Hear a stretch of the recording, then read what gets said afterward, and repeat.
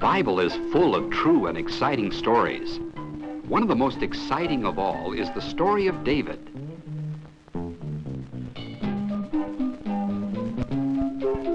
Because he was the youngest of his father's 8 sons, David had to take care of his father's flock of sheep.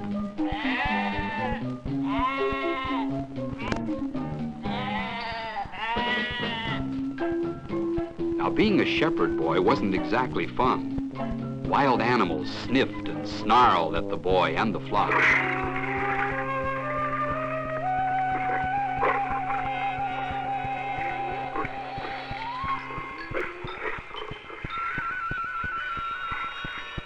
David tried to be a good shepherd. He carefully watched over his father's sheep.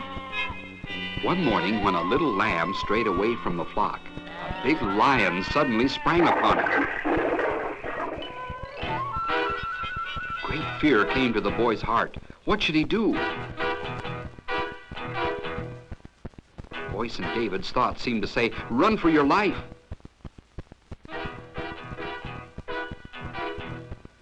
But another voice told him, "Don't be afraid. God will help you."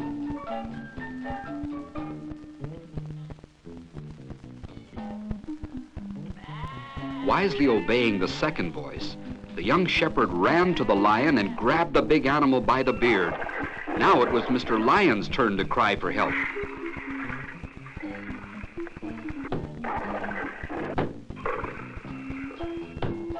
Because God had given David such strength and courage, he killed the angry beast with his hands.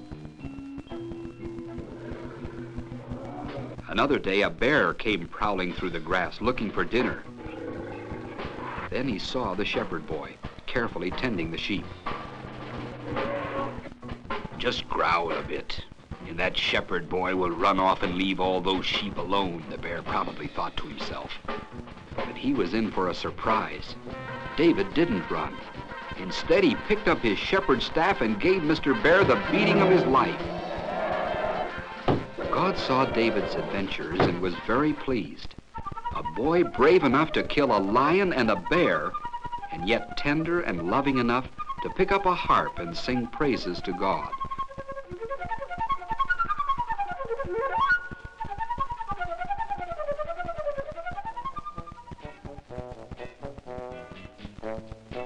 Many years passed.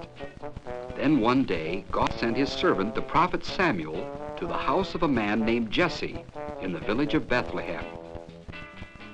For one of this man's 8 sons was soon to become the new king of Israel.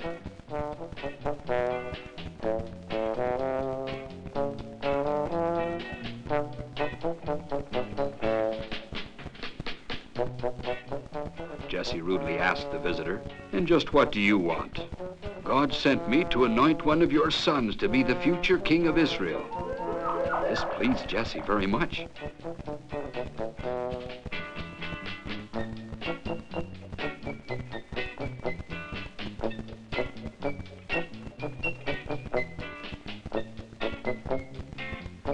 One by one, he brought his sons before Samuel, anxious to see which one would be chosen, beginning with the oldest son, Eliab, a soldier in King Saul's army. When Samuel saw Eliab, he was well pleased and thought, "Surely this must be the one." But God said no. Jesse was both surprised and disappointed. But perhaps Abinadab, his second oldest son, would be God's choice. He too was a soldier, a fine, handsome young fellow.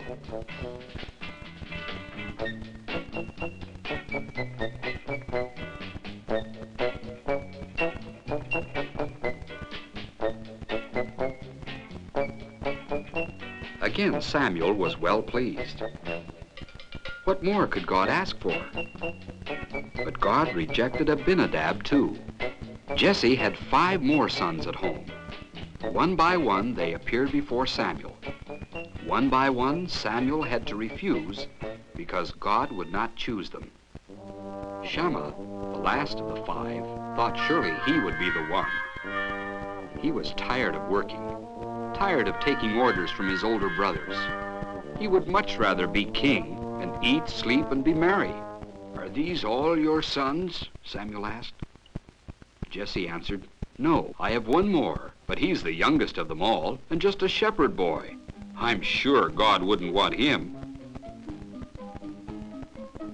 "Send for him," Samuel ordered.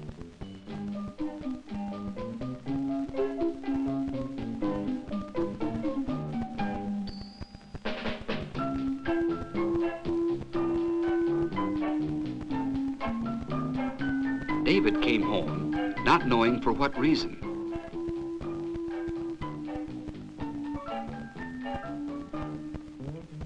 He only knew that Samuel, the man of God, wanted to see him. He knelt down to worship God. The minute Samuel saw the boy, God said, "This is the one, anoint him." Samuel took his horn of oil, poured the oil on David's head, and pronounced him King of Israel.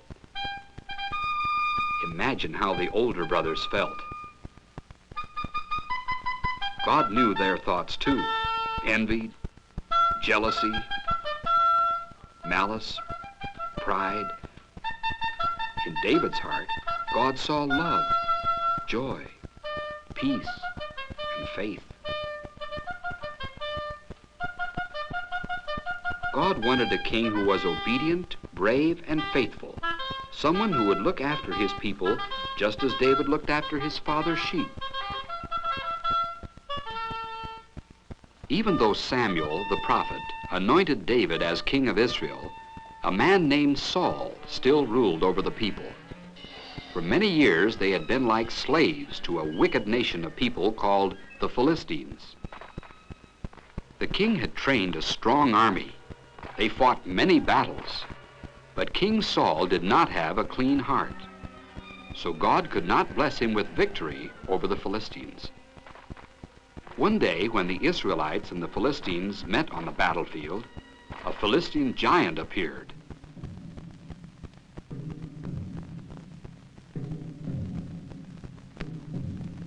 At the sight of him, some of the Israelite soldiers ran for their lives.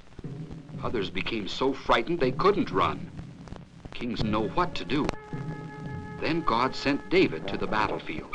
At first, David wondered why everyone was so afraid.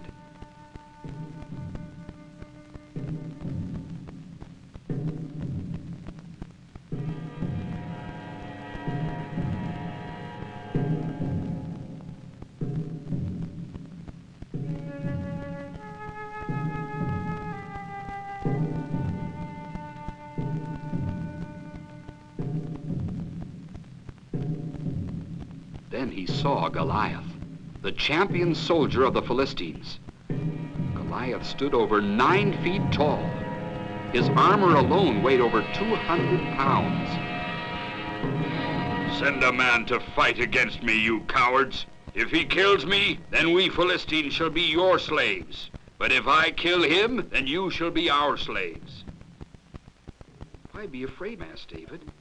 "God will help us." The boy's words came to King Saul, who had been hoping for someone brave enough to fight the giant. So the king sent for David, thinking him to be a big, strong soldier. But he was only a boy. He could hardly lift the sword, let alone wear a soldier's armor. He couldn't possibly fight the giant.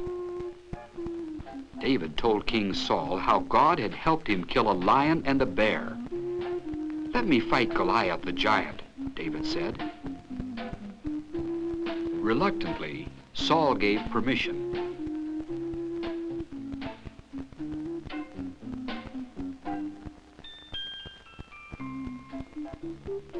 A shepherd boy going out to meet a giant while a frightened army looked on.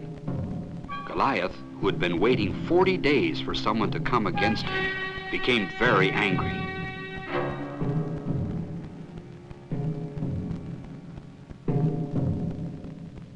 What was King Saul trying to do? Make a fool of him? He rushed toward David, snarling and bellowing. But David had a slingshot, which he often used to protect the sheep. Now, just as the big giant was about to throw his spear, David let a small stone fly from his little sling. The stone hit the big giant squarely in the forehead. He fell dead, and the Philistine soldiers ran away in fear. A little shepherd boy had won a big victory because he had asked God to help him. Soon after this, he became Israel's king.